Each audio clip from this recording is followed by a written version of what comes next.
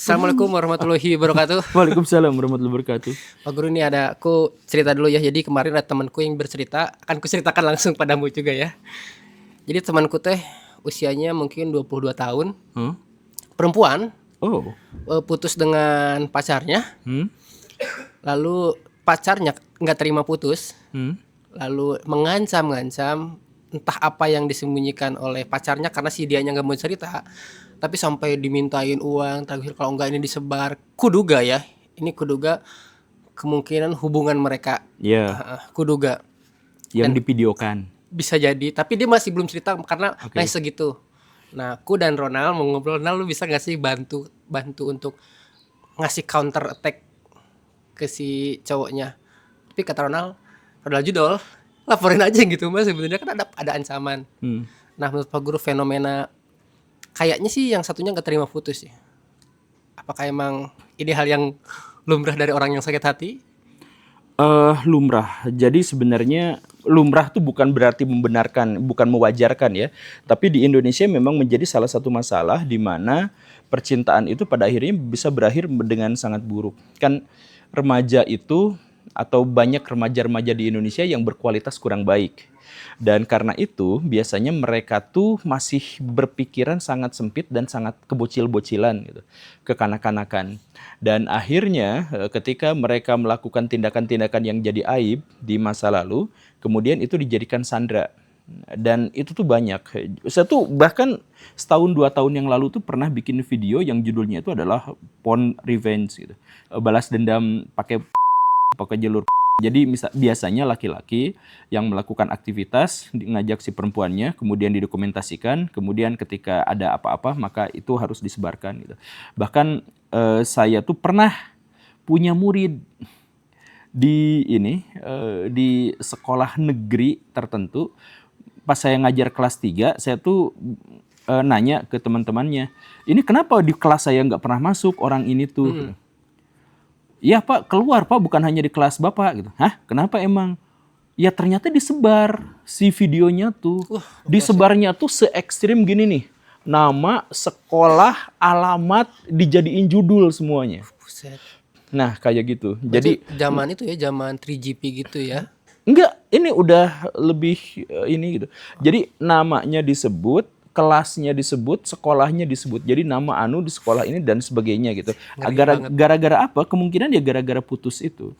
Nah, di Indonesia tuh banyak, tapi masalahnya apa? Itu Komnas Perempuan, kalau nggak salah Perlindungan Perempuan itu menyebut bahwa ada ribuan laporan yang ini kepada, nanti datanya kita nonton video yang ini ya. Itu ada ribuan laporan, tetapi 90% tidak ditindaklanjuti. 10%-nya ditindaklanjuti tapi tidak pernah masuk ke pengadilan. Begitu. Jadi akhirnya apa? Kosong, sama sekali tidak ada penyelesaian terkait dengan masalah ini. Jadi perempuan yang berani melapor itu jumlahnya sedikit. Yang sedikit berani melapor itu sebagian besarnya tidak ditindaklanjuti. Yang ditindaklanjuti pun itu sama sekali tidak sampai ke jalur pengadilan. Akhirnya ya udah kosong aja, hilang. Jadi walaupun di Indonesia itu banyak sekali kasus-kasus seperti itu, tapi tidak. Makanya bukan mengajak teman-teman untuk memberontak kepada hukum, tetapi kalau memang ada kasus yang seperti itu, nah mendingan ajak orang kuat untuk datengin pelakunya. Datengin pelakunya, kalau bisa si pelakunya itu ya dibikin perjanjian, hapus semuanya apa gitu. Jadi langsung aja ke orangnya, tapi bawa orang yang kuat gitu. Sebab kalau misalkan, ya sekali lagi saya mohon maaf ya, kalau ke polisi itu memang reputasinya udah jelas, datanya tuh ada bahwa mereka tuh tidak ditindaklanjuti gitu. Dan itu pun kan sebenarnya bayangin, kalau laporan itu tidak ditindaklanjuti, perempuan ruginya tuh double gitu. Jadi udah mah dia bongkar kasusnya gitu, yang bikin dia trauma juga, terus nggak ditindaklanjuti, kan itu ngeri banget. Jadi keadilan terhadap perempuan ya, dalam hal ini pada umumnya adalah perempuan, itu memang banyak sekali di Indonesia tuh. Ada yang terhadap laki-laki, tapi laki-laki itu biasanya urusannya itu adalah kalau laki-laki itu tuh orang besar. Kayak mantan pejabat kita gitu. Iya, ya misalkan dulu tuh ada seksi rohani dari Partai Golkar. Itu sengaja dipublikasikan sama si perempuannya karena perempuannya pengen dapat apa gitu. Ya ada itu juga di Sandra, tapi untuk yang umum-umum tuh kebanyakan perempuan. Makanya mendingan si perempuan itu yang udah minta tolong cari backing. Nah, kemudian datengin langsung si orangnya, si laki-lakinya, kemudian minta semua datanya, minta dihapus dan bikin sebuah pernyataan. Pernyataan tertulis gitu. Jadi kalau misalkan ini benar-benar bocor gitu, maka kita misalkan bikin tindakan apa gitu, yang semacam itulah. Iya, dia mau backingnya guru gembul gitu. Gitu. Bolehlah kita kejar lah. Soalnya ini orang yang kita kenal kok. Hah? Maksudnya jadi yang ini tuh cerita dari orang yang kita kenal. Dia juga di temennya gitu. Jadi sebenarnya deket. Saya nggak punya circle perempuan deh kayaknya.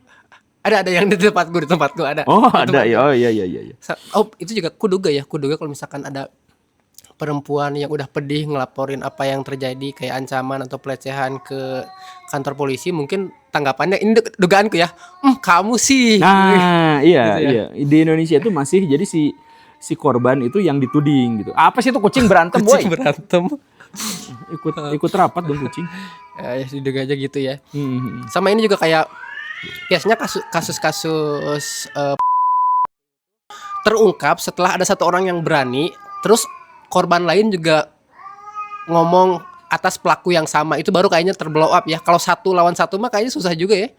Kayak misalkan Iya. nih kasus yang di yang Pekalongan itu, yang awalnya Iya, ngaku hamil karena bermimpi, kan itu juga ternyata tuh korbannya puluhan. puluhan. Jadi ada orang yang baru berani ngomong, barulah terungkap. Terlebih dengan ada aksinya Yakuza Manangis itu tuh. Iya. Jadi Manages. Manages. Dulu kita sempat buruk sangka ya. Iya bener itu juga. Jadi ini kan video kemarin kan belum naik. Jadi ini saya sebagai admin kan waktu itu baru launching, terus ternyata pergerakannya itu dia memberantas kiai-kiai atau pondok pesantren yang dianggap bermasalah. menyimpang. Dan mereka juga sebenarnya adalah gus-gusan juga. Betul, kan? gus-gusan, betul. Mereka Saya di komentar Instagram ini tuh aksinya bagus kok. Iya, ternyata bagus. Tapi ada juga yang jadi sorotan karena mereka itu nempelin stiker-stiker di pedagang-pedagang. apa itu? Iya, katanya untuk keamanan. Hmm. Tapi kita nggak tahu ke depannya seperti apa. Tapi aksi dia di Pekalongan itu asik lah. Kita harus segi jempol untuk yang itu ya. Apresiasi gitu ya. Jadi gus-gus versus gus-gus gitu ya. Nah, ngomong-ngomong soal Pekalongan, Pak Guru ada update nih. Ini ada selembaran diduga oleh pondok pesantren yang Pekalongan itu. Mereka meminta himbauan permintaan maaf kepada seluruh akun media sosial yang memberitakan tentang pesantren Pekalongan. Ini bisa dibaca sedikit coba beritanya. Wih, Coba yang poin pentingnya tuh. PPA. Pondok Pesantren Padang Ati. Oke. Puji syukur berkaitan dengan beredarnya berita di media sosial yang mengarah ke pondok pesantren kami, maka kami pengurus pondok pesantren Padang Ati dengan ini meminta kepada segenap akun media berita di semua platform dan semua akun yang ikut menyebarluaskan berita tersebut untuk secepatnya men-take down postingan tersebut. Dan yang kedua, membuat pernyataan minta maaf kepada Ponpes Padang Ati, pengasuh dan pihak yang disebut. Kemudian 3, menghadap sowan dan meminta maaf kepada pengasuh Pondok Pesantren Padang Ati. Karena unggahan tersebut menggiring opini masyarakat menjadi berasumsi negatif terhadap Pondok Pesantren Padang Ati dan pengasuh. Demikian surat himbauan dan permintaan ini kami sampaikan, atas perhatiannya kami ucapkan terima kasih. Oke. Afi Aulia Putri, Ketua Pondok, dan Ahmad Kosna, Kepala Madrasah. Oke. Ada satu lagi, Ida Rohana, Penasehat. Vina Rohmatul Umah. Siapa ini? Wek. Ya sudahlah. Jadi barusan memberitakan ya, apakah kita harus berminta maaf. Ini polemiknya itu tersebar nih di sosial media. Saya juga melihat sih sebenarnya bahwa pondok pesantren ini tuh benar-benar kuat gitu ya, bisa dibilang atau dianggap bisa dibilang mencuci otaknya teh gitu. Jadi pas kiainya ditangkap tuh kan santri-santrinya pada nangis gitu. Sampai tetap suntangan sih mereka bolak-balik. Jadi wah udah semacam itu gitu, dan iya modusnya selalu sama. ini tuh nikah hakikat atau nikah apa gitu yang semacam itu. Ya, kita harus memberitakan kalau memang ini memberitakan karena memang sudah ditetapkan sama polisi.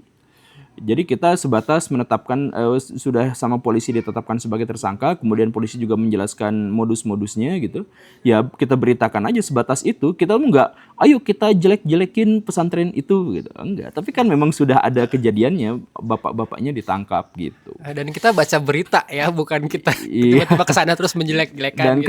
kenapa kita harus minta maaf? Jadi justru yang sebaliknya itu adalah pihak yang dimaksud itu minta maaf karena kepada umat Islam, karena dengan munculnya kasus yang seperti ini umat muslim itu jadi dirundung oleh rasa malu. Nah, misalkan begitu.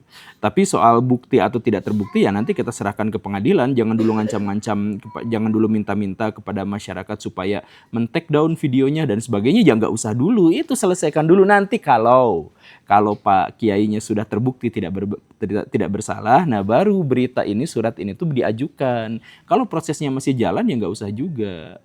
Gitu loh Pak.